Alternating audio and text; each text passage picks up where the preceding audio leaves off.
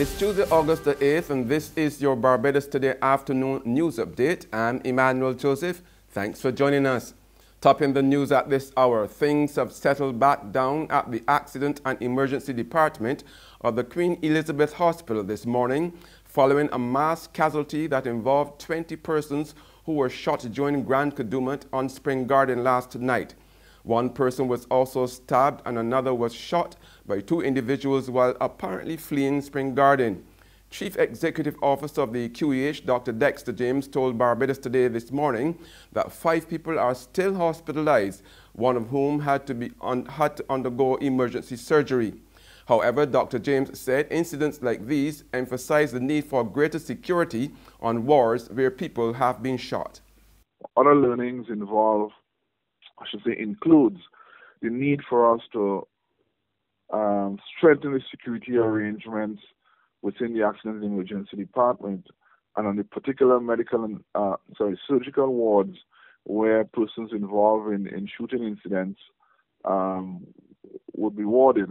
And in that regard, we will be having very urgent discussions with the Commissioner of Police to support us in that regard. Dr. James also warned that the hospital would have been overwhelmed if more patients were waiting in the A&E last night.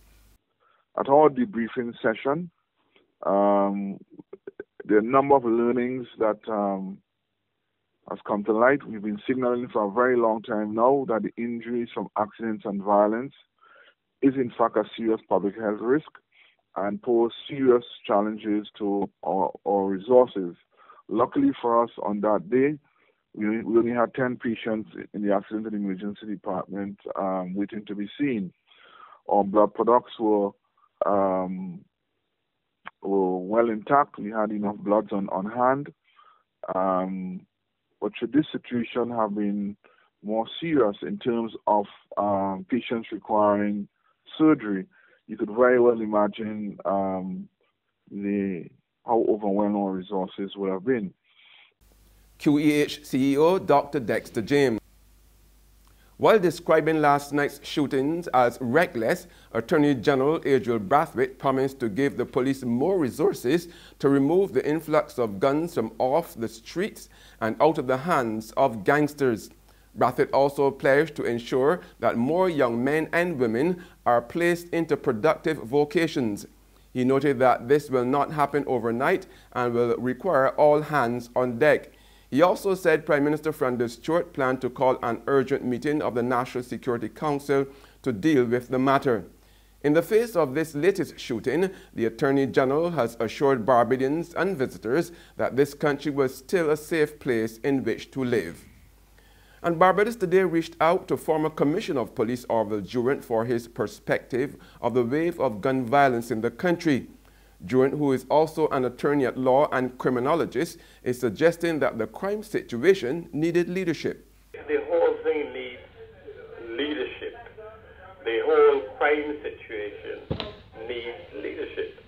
And until there's clear leadership there, and this goes past the Commissioner, because the Commissioner can only do so much within his resources and so on. The whole society, our society is small and it's manageable. Our society is one of those very difficult societies, not even like Jamaica. It's small and we can manage it. And we have been exposed to some of these things with programs that we've been doing and how certainly the police has been operating over the years. So we shouldn't have a big difficulty with it.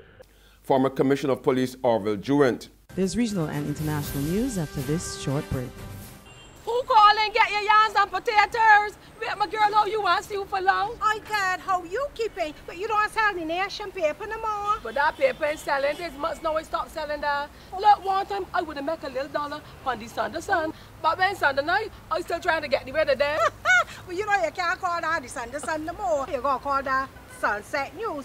Cause at night time that news stale. People complain that them ain't got nothing in it to read, and the price keep going up all the time. A woman abused me so sick the other day, telling me that she just read Barbados today online for free. I can't take that abusing soul, so I switched to my potatoes and yams. Well, let me tell you, at pork selling, you got to raise pigs. How much for the yams? Oh, 75 cents a pound. Well, that's cheaper than that stale news. Give me How much you want? a pound. Only a pound? Anyhow, these eating real good. Let me wrap them up for you. Come. The Barbados Today, news you can trust.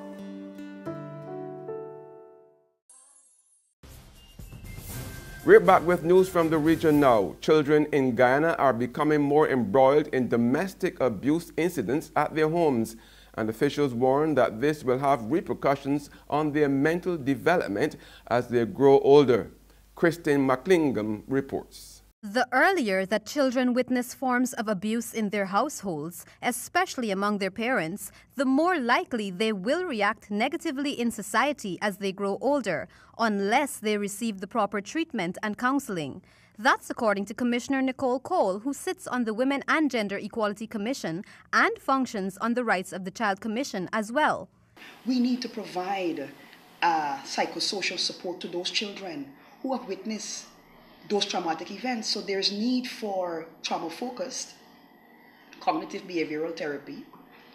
A continuous process is not a one-off something, because you have to deal with the fact that the mind, when it stores those horrendous events, can display what has been stored in a negative way later on in years to come. And on the global front, 6 months into his presidency, Donald Trump's overall approval rate stands at its lowest point in CNN polling, while 3/4 of Americans say they can't trust most of what they hear from the White House.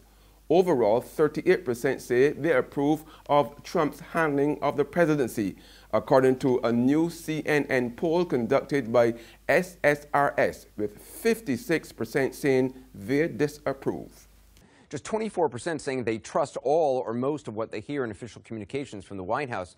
One reason for how low it is could be that this president, in just 200 days in office, has said so many things that simply are not true, including some that practically disintegrate the moment he hits send on the Twitter machine. This afternoon at 4:15 Eastern, he tweeted, "The fake news media will not talk about the importance of the United Nations Security Council's 15-0 vote in favor of sanctions on North Korea." The irony is he sent that at the same moment that CNN's Barbara Starr was reporting on just that. And of course, we're going to have reporting tonight on North Korea as well and the vote. This morning, as we mentioned, he tweeted, "The Trump base is far bigger and stronger than ever before, despite some phony fake news polling." Now, the president is free to argue with any polling he wants. He can take issue with the latest Quinnipiac polling, but as David just mentioned, our CNN SSRS numbers also show the president's base is indeed eroding. And that's news, but for the very latest, visit our website at www.barbadostoday.bb.